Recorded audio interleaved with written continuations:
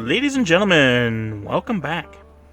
I'm gonna try to keep this video as short as possible. Every time I record this, it ends up being like 20 something minutes, and I'm trying to keep it down to like 10.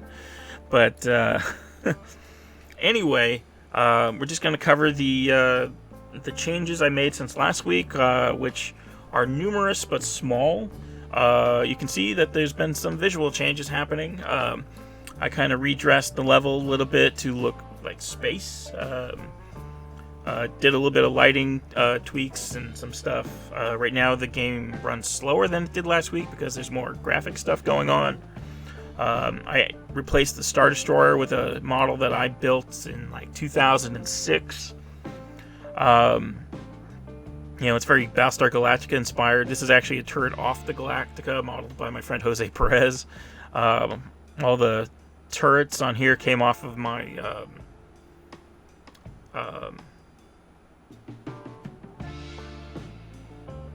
actually no, these turrets were built for this mesh. These turrets ended up being used in Battlestar Galactica Blood and Chrome though.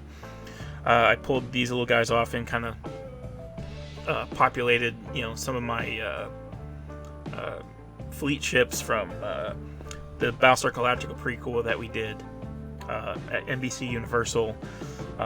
So there's a little bit of actual screen use content on here. Some of it was screen used before, and some of it was screen used after. But yeah, just a little fun piece of history in my own personal career. This ship was never used in Battlestar Galactica, but was kind of design inspired after it. So it's kind of cool to be able to see it in real time. Recently redid the materials in Substance Painter, did the UVs in Substance Painter. I added some exponential height fog, volumetric fog in here. That's kind of temporary, but it's basically just to give me this kind of engine trail effect. Another cool thing, the skybox itself is using a bump offset node to give me some parallax. You can really only see it when it's going, when the panning is happening really quickly here. You can, if you look really closely when you're playing, you can actually see the parallax happening. I didn't want it to be too exaggerated anyway, so I'm kind of happy where it is. Right now, the material for the environment is just on a sphere. The cloud texture itself, I rendered out of Lightwave to be a spherical image, so we can cube map that to a skybox pretty well. The player ship has some has where most of the changes have happened. Visually, there's a little kind of cloud system that spawns around the ship just to give you that better sense of speed. Some stuff that's closer to camera, so you get more parallax and you just get again better sense of speed. There's some post-processing happening here. You can see here I got some chromatic aberration, I have some color correction and stuff like that that's happening. If we go into the cockpit here, kind of check out some changes going on with the HUD. I replaced the default crosshair with an interactive one that I made. Right now it's just mapped to polygon. There's a line trace that comes off of it so that when it detects a enemy ship out in front of it, it goes from that red square to a green diamond.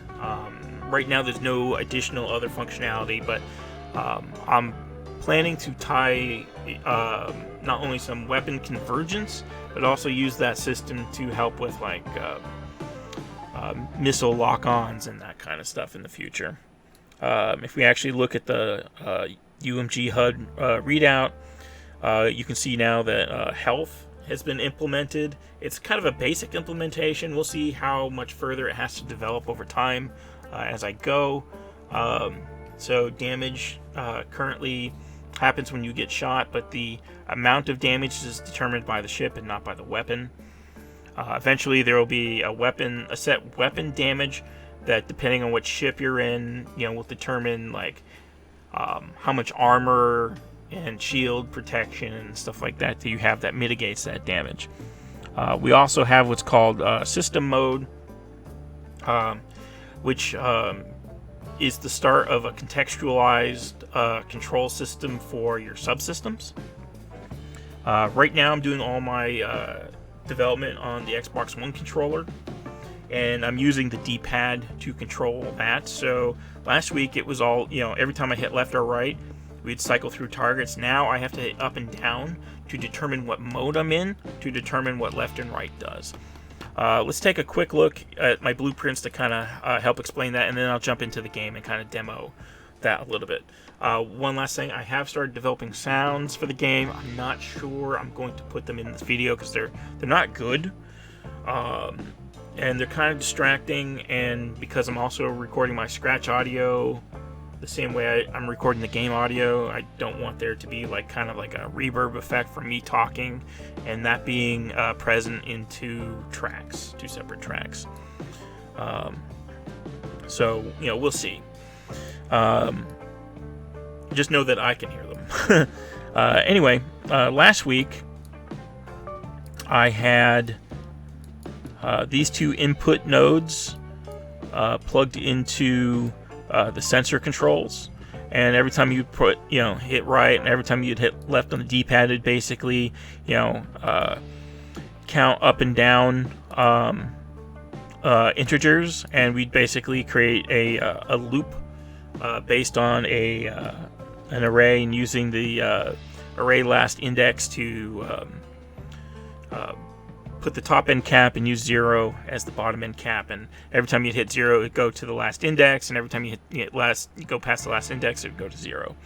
And a lot of that is being sorted out by what the last index is and all that kind of stuff, and being promoted to variables and stuff like that. Anyway, about a day or so ago I started setting up the different subsystems. So we have the start of the power system, and so currently the way it's designed is that every second X amount of points is added to the energy pool that your other systems will draw from. And so we have a custom event that plugs into a timer, and that loops once a second. Basically it ticks every second. We set a specific rate. Right now the default is 5. All these values are subject to change, so I'm not really going to go into them too much. And then we have basically a compare float to and these bools are kind of nonsense right now, but basically to decide what happens when we get to full power, and what happens when we get to 0 power. And basically when we're at 0 it will turn off recharging on here, and so the idea is that we set our recharge rates lower in order to have more power being added to the pool, essentially. I may reconfigure this to be more similar to how it was in TIE Fighter. That will only be able to be determined through testing. Right now I'm doing a similar but different system. Before I was trying to just replicate all the individual systems as precisely as I can. I decided to not quite do that as much and just focus on modern versions of those systems. Stuff that may be a little bit more detailed or a little bit more challenging, but still have accessing them be slightly easier. So currently what's happening is that we're setting a specific rate for, right now I'm calling it plasma as instead of like blaster or laser or whatever, to differentiate from missiles or EMP style weapons or whatever can affect subsystems of or other systems of your enemy or your targets. And so we set a given rate of recharge. We subtract that rate from the total available power. So as we're recharging our laser systems, we're pulling that from the main energy pool, and then adding that to the pool that's dedicated to that particular, like in this case, weapon system. Again, we're, what happens if we go to 100, what happens if we go to 0. The bools are kind of nonsense right now. Just basically because nothing's really hooked up. And so focusing on them is kind of pointless because they'll probably change once I actually sort out the logic. I have the start of a shield system. Shields are not currently available to the player. Right now, the only thing that actually ticks, starting with the startup manager, so when the ship powers on, what happens. And so right now, this is the only thing that's actually triggering at execution time. Eventually, these custom events will be where, like, when you modify, the weapon charge rate, when you modify the shield charge rate, those values will again pull from the overall energy pool. But in order to access those controls, I had to set up enumerator for the modal contextual component on the D-pad. So every time you press up or down, we're basically selecting from an array, which is basically just an integer array that represents what our enumerator selection is. And so we're manually setting the enumerator here. This data is being pumped to the UMG widget. This information is supposed to be going to the UMG widget, but for some reason, while it reads the data, it makes the text invisible. I don't really know why. It's something I have to research or abandon, and so likely because of all that stuff's going to become like a geometry and material component, I'm not really worried about making this work, and so I'll probably just get rid of it. Since I can set color manually in UMG, for some reason I'm having trouble modifying color from blueprints. So every time I hit right and left, we are selecting a particular item in the enumerator and then executing a pin out from each thing. These lists will likely grow as new features come online, and since I'm eventually going to modularize all these blueprint components so that they can be plugged in as systems. So when you're customizing your ship in game or ships in game, there will be slots available for that. And then if those slots are available or not, I'm going to have to figure out a way to filter or skip a particular list, or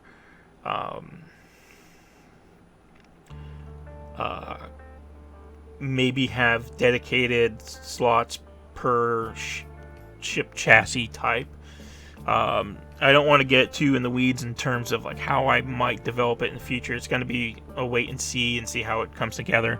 I don't have the whole design built in my head. I just have what I want to do, and I kind of develop it as I go and modify and refactor as I go, all the current systems. So probably not the best way to work, but it is how I am working. We're currently at the 14-minute mark, so I'm just going to play really quickly, just so that we can see the different systems in action.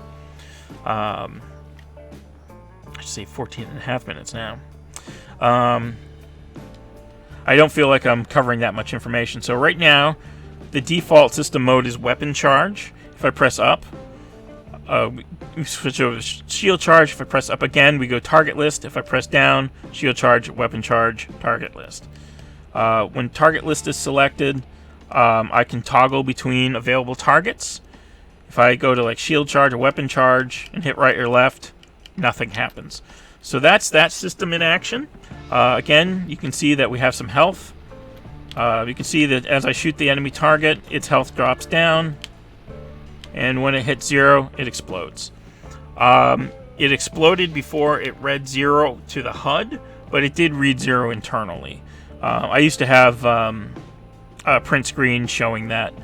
You also can see that the target selection pointer is currently targeting the enemy. You can kind of see him highlighted a little bit. This is one of the reasons why UNG implementation of HUD elements like that are going to be important to kind of hide those, not hide, but render it with a system that doesn't have like motion blur and temporal anti-aliasing issues.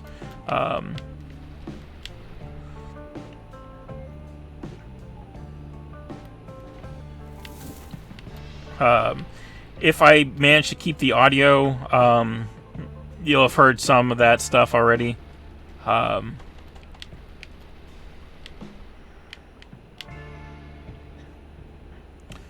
Let's see if I can put my HUD crosshair over him. You can see it react a little bit. The controls are not so fine that it's easy for me just to get it to stick over that. I've increased the size of the hitbox of the ship. That's that kind of sphere collision that you can kind of see rendered on the HUD. You can also see it on the actor in space. That's really only there visible so that I can see these ships at a distance, but that's what the line trace is currently triggering off of, is the sphere collision detection.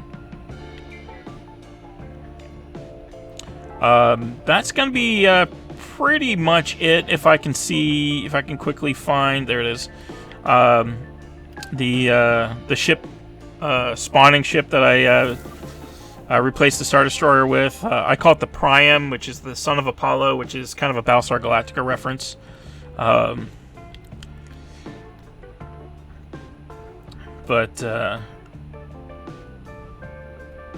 Again, this ship won't be rendered in game, or won't be part of the final game.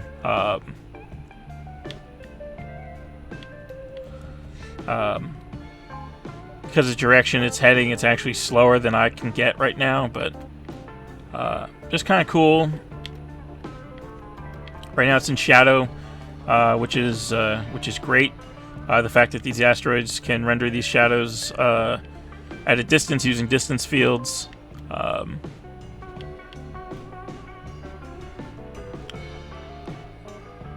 Again, I want to thank you all for watching, and I will see you next week. Hopefully I'll have more updates and have a complete power system to show off and all that.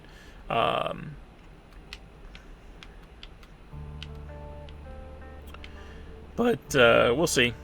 I kind of have to go with, whatever my schedule's like. If you guys have any questions about how I'm doing specific things, I'm happy to answer those questions. I don't want to talk about the AI system just yet, as kind of one caveat. Partially because it's not completed yet. It's not actually using a decision tree yet, and stuff like that. And so I don't want to say, hey, look at how awesome the system is, and then, it not be complete.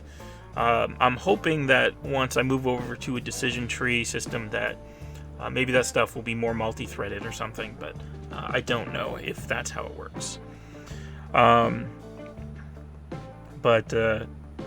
Solving the AI problem is something I'm going to have to, kick that can down the road a little bit, mostly because I'm not good at AI, and it took me, a year or so of occasional tinkering to actually get to the point where it is now. And there's currently some bugs with it. Since I moved over to the 4.251, now occasionally the ships don't target the waypoint actors, and sometimes they'll just go fly off and never come back and stuff like that. And that's behavior that didn't used to happen, or I didn't notice it happening until recently. And so that's one of the things I have to resolve. But that's it's not really important just yet. It will become more important once I change over the way the mission, the default demo mission is the wave system. Because then if a ship kind of flies off and never comes back, and you'll never be able to catch it. That's a game-breaking bug at that point. Then I will have to fix it, but and that probably won't happen for a few more weeks unless I get the bug to actually go in and fix it. But right now it's power system, shields, weapons, all being tied into that. Perhaps a couple different weapon types. I do want to start playing with missiles, and I want to possibly play with component targeting. One of the reasons why I switched to the new ship for the launching system, for the spawning system for the enemy AI, is that I do want to move that into an AI-controlled asset. And I want to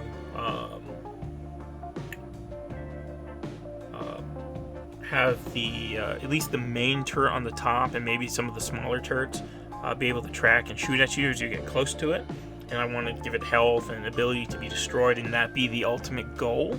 So there'll be so many waves that happen, and then it's like now you can attack the main mothership type of thing. It's kind of like a completion to that loop. And with that all being said, I want to thank you all for watching, and I will see you guys in the next video. Again, questions, let me know within reason, and I will try to answer them for you. Have a good day, and catch you in the next video. Bye.